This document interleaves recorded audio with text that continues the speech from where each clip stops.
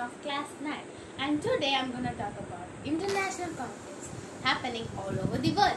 International conflict is a serious disagreement between many nation states. It can be also between people and organizations of different nations. International conflicts are influenced by many factors, and the major three factors are political factors, which include allied power struggles and identity politics, socio-economic factors, which include inequality and poverty, resource factors, which include scarcity of resources due to high population. Now, let me first talk about the great conflicts which happened in the past. One of the huge, great and most famous conflict of the past is the World War I. The World War I was mostly centered in Europe. It started from 1914 to 1918 and lasted for 4 huge years. It was a military war between many countries to acquire colonies, territory and resources. In the World War I, the countries were dissected into two as the Central Power Group and the Allied Power Group. The Central Power Group contained Germany, Turkey, Austria-Hungary and Bulgaria. The Allied Power Group contains France, Britain, United States of America, Italy, Japan and Russia. Approximately 10 million military personnel were confirmed dead and 7 million civilians were seen dead. 28 million people were missing, imprisoned or injured. Many dynasties or empires ceased to exist, like Turkey and Austria-Hungary. The Central Power Groups were defeated by the Allied Power Groups. Many leagues were formed to prevent future wars, but still, due to the differences in ideologies like communism and fascism, unfortunately, World War II arrived. So now, let me talk about one of the most famous or popular conflict which is happening in the present, which is between Russia and Ukraine. Russia and Ukraine were a single country.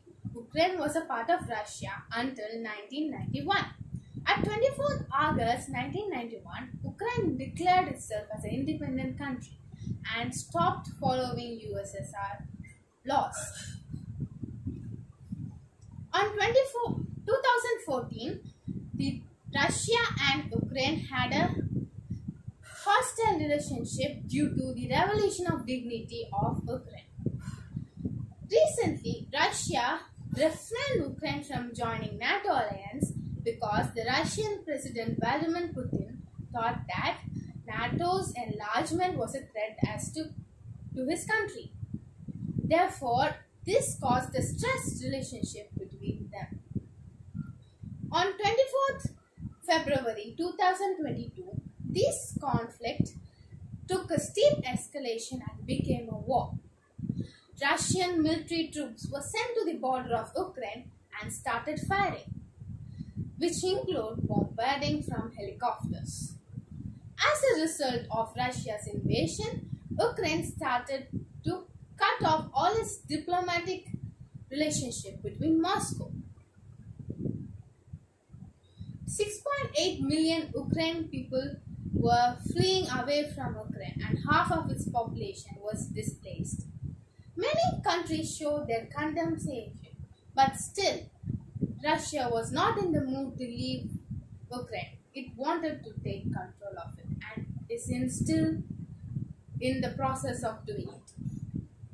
So now, finally, I'm going to talk about a war or a conflict which might happen in the future. Well, we certainly don't want it, but which may happen in the future is between China and USA. China and USA are having many diplomatic activities, but for the last 4 years, they are having a strained relationship because China was always in the quest to become the #1 country and become the superpower of the world. But US did not like this thing because US was never in the mood to give up its place. Therefore, there started the strained relationship. China used many strategies, and the main strategies are keeping its external environment friendly and peaceful and concentrating on its domestic priorities. It also reduces its dependency on America and increased its dependency of other countries on China.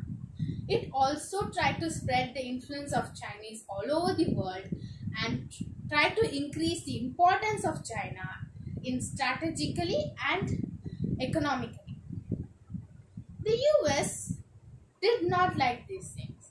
Therefore, it started to boycott the Beijing Olympics, put on restrictions on trade routes of China. The recent meet between the American and Chinese president led to only more talks because there was no solutions found. The US president also signed accords with Australia, which clearly shows that he doesn't want the influence of Chinese in the Indo-Pacific regions. The Pew Research Center also had a survey which says that a whopping 89% of Americans think Chinese as their enemies. That's not a good thing.